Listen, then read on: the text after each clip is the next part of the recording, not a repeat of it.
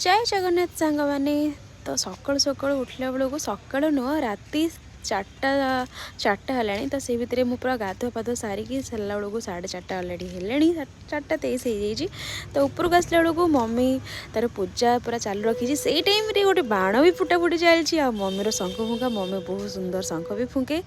तो एमती आम माँ झील पूरा सका उठेकी गाधुआ पाधुआ सारी कार्तिक पूर्णिमा सब प्रिपारेसन मुझे चौरा पूजा करदेली बट मुरुज पकई पारे कहीं आमको मंदिर भी जबार अच्छी डंगा भी भसेबार अच्छी तो लेट हो तो से मम्मी कहला कि आम ठाकुर पूजा सारिकी आसला पर मुरुज पकेबा। मम्मी ये तार चौर पूजा कला एंड समस्ते घर सब लिचु फिचु लगे बाण भी बहुत जोर फुटा फुटी सब चलता माहौलटा सका बहुत शांति लगुला।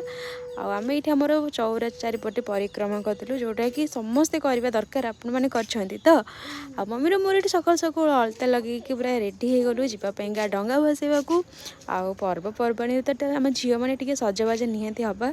आ मम्मी ये श्रीकृष्ण को राधा को पूरा नाम जप करी आमे माँ झील बाहरी पड़लु जीवाई डंगा भसैया आसिक मंदिर देखला बेलू एत भिड़ आ पुणी ठाकुरंकर सकाळु सकाळु प्रथम आलती भी चली आम पूरा परफेक्ट टाइम रे आसिक पहुँची जाइचु। आठ जेहेतु नदी कि पोखरी किसी ना तो गोटे छोट पोखरी पानी रखिकी से समस्ते डंगा भसौं कि भी हो ये तो सहर में सब जिनस मिलवा बहुत मुस्किल गाँव में कौन सका उठ शिव मंदिर जाई पोखरी मूल जाकि डंगा भसैक आस तो ये चौरा मूल पूरा एत सुंदर डंगा कृष्णकर मूर्ति जगन्नाथर मूर्ति सब बनई देखिए बहुत खुशी लगिला। आ मम्मीर मोर टे फोटोशूट कलु तापर पलि आसलु सीधा इस्कन जेहेतु मासर प्रथम दिन आम स्टार्ट करूँ इस्कन रू मम्मी कहला कि आम प्रथम जो करते एंडिंग भी से करवा तो इस्कन रे आसिक ठाकुर को दर्शन करी मम्मी पूरा तार दीप धूप सब नहीं पलि आसला आम आसिक ठाकुर को दर्शन कलु एत सुंदर लगिला यू जावाई जमा इच्छा हो नाला बट घरे गले भी आते कम ठाकुर सब रीति नीति सब